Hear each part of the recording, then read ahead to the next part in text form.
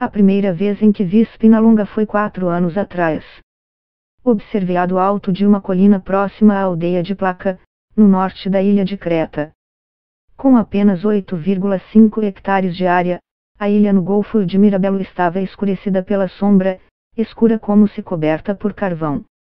Árida e pedregosa, a ilha no passado serviu como um posto militar durante o período de domínio veneziano e depois otomano. Uma cidadela medieval é testemunha deste capítulo na história de Spinalonga. Em 1904, com a expulsão dos otomanos pelos cretenses, a ilhota foi transformada em uma colônia para leprosos, que virou o destino geral de portadores da doença quando Creta tornou-se parte da Grécia, em 1913. No pico de suas atividades, a colônia teve até 400 habitantes. A lepra, doença que causa deformidades na pele e danos aos nervos das regiões do corpo afetadas, também torna seus portadores alvos de um estigma social. Ao longo da história, aqueles com a doença foram desprezados por famílias, comunidades e mesmo médicos. A estigmatização era tamanha que desde de tempos muito antigos a lepra carrega o apelido de a morte que precedia a morte. Na Grécia do século XX, pacientes diagnosticados com lepra tinham propriedades e posses confiscadas, além de cidadania cassada e suas identidades simplesmente apagadas dos registros oficiais. Eram então deportados para Spinalonga, onde jamais recebiam tratamento. O único médico designado para a ilha só era acionado para fazer a viagem de Placa até ali se algum morador fosse acometido de outra doença.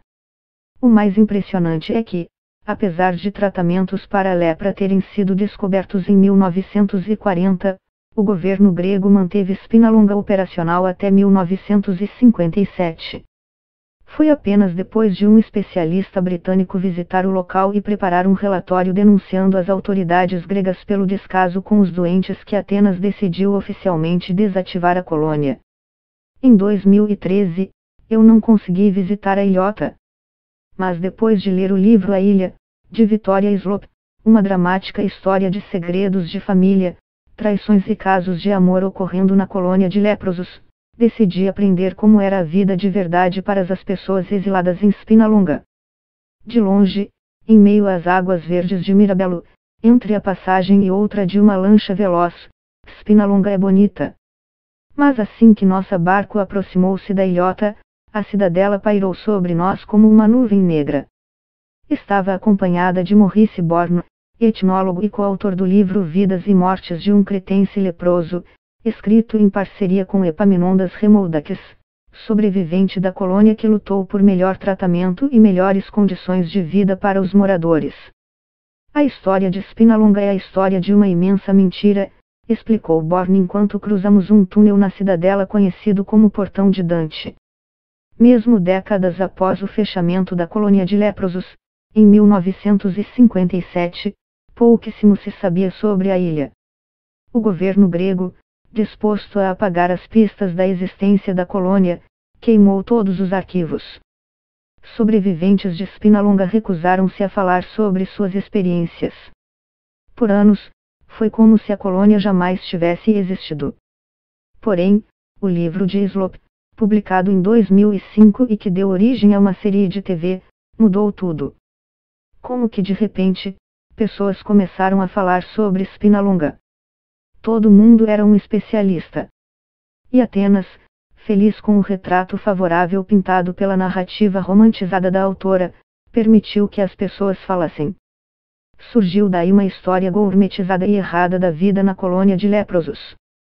Depois de cruzarmos o túnel, chegamos a uma rua com ruínas de casas venezianas e otomanas.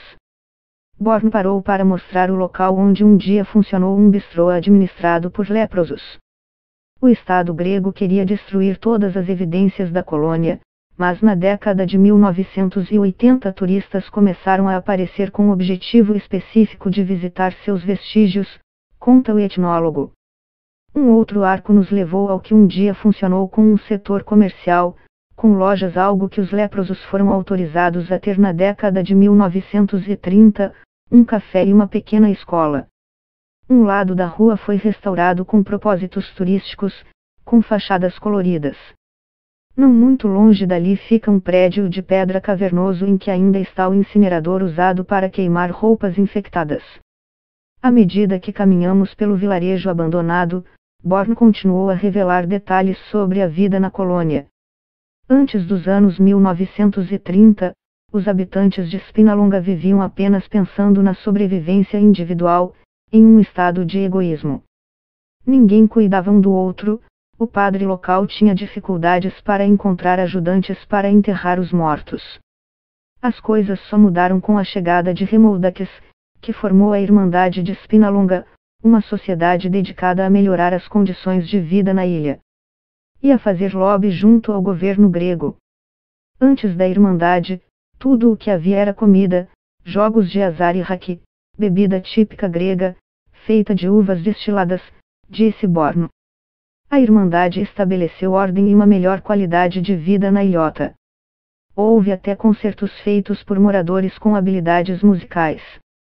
Em um dos cafés podia-se também ouvir discos em uma vitrola doada aos habitantes de Spinalonga. Entre as muitas regras estabelecidas pela Irmandade, uma das mais importantes era a proibição de espelhos. Ninguém queria ver o próprio reflexo. Mas era impossível deixar de observar a destruição causada pela lepra em outros moradores. Era muito comum buscar a solidão para evitar os rostos uns dos outros, completou Borno. Em 1938, os moradores receberam permissão para dinamitar partes da fortaleza medieval e criar uma trilha ao longo do perímetro da ilha, navegável mesmo por aqueles com a mobilidade debilitada pela doença. A trilha deu aos exilados algo próximo de uma libertação.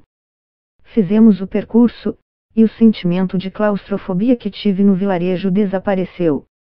Ventos fortes corriam pela trilha como prisioneiros libertados das algemas.